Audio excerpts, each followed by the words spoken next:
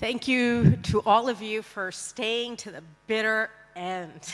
This has been an amazing conference, and I think I've certainly learned a lot listening to our esteemed speakers, and I hope you have too.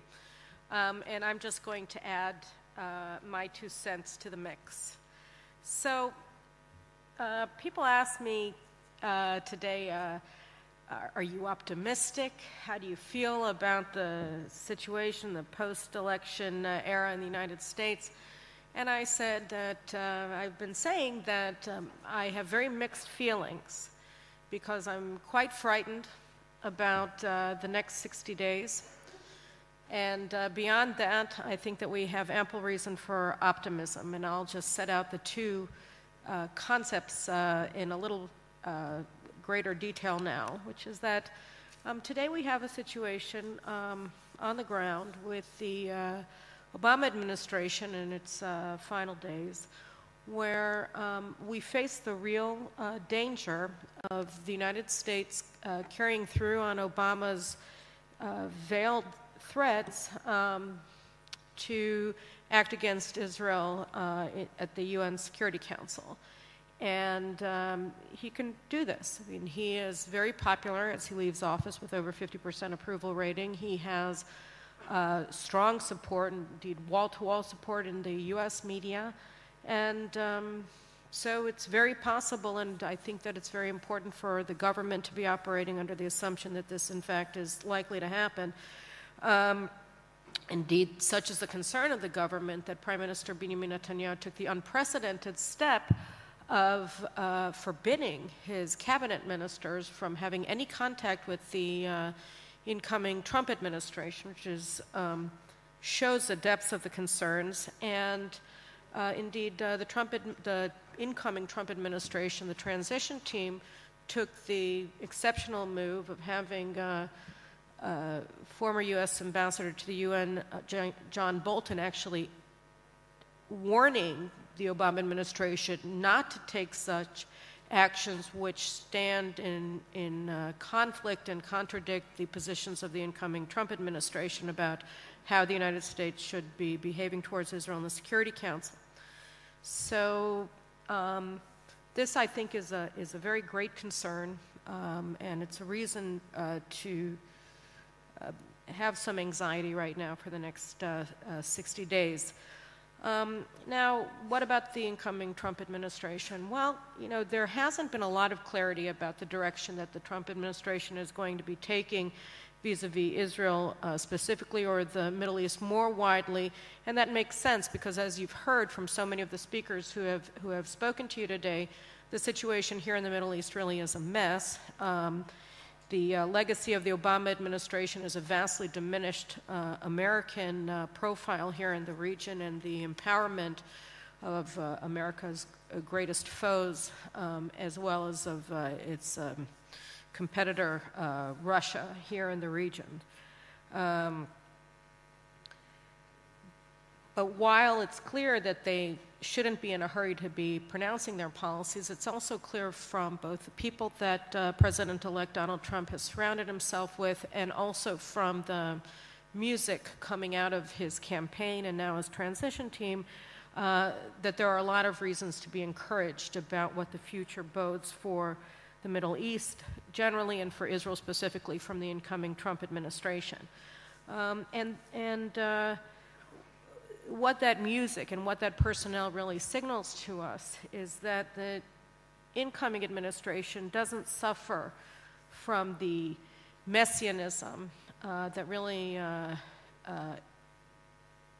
informed the decision-making, the Middle East policies of the Bush administration, nor the radicalism that has characterized so much of the Obama administration's policies in the Middle East. A lot of people have had a problem or been concerned about the America First slogan. That's kind of the concept, the guiding concept of the Trump administration that's coming in. But really, what that means, as so many of the incoming president's advisors and he himself had made clear, is that what the United States seeks to do today is to advance first and foremost America's interests and its through its foreign policy. And those interests, broadly stated, are to destroy ISIS and fight jihadist elements here in the Middle East in order to prevent them from attacking in the West, attacking in the United States and throughout the world, to block Iran's hegemonic rise or turn it back since it's already risen, through, among other things, preventing it from fielding a nuclear arsenal. And finally, ensuring the freedom of commerce in the waterways of the Middle East, whether it's through the Suez Canal or the Straits of Hormuz or the Bab el-Mandab. All of these things that involve promoting America's national security interests will actually redound to the benefit of the Middle East as a whole, and it certainly will redound to strengthening the American alliance with Israel. This is true for two reasons. One is that Israel is actually, in securing our own interests, securing those of the United States as well. Indeed, Israel's national security interests, fighting jihadists who threaten us, preventing the proliferation of weapons of mass destruction in the region, first and foremost preventing Iranian acquisition of nuclear weapons.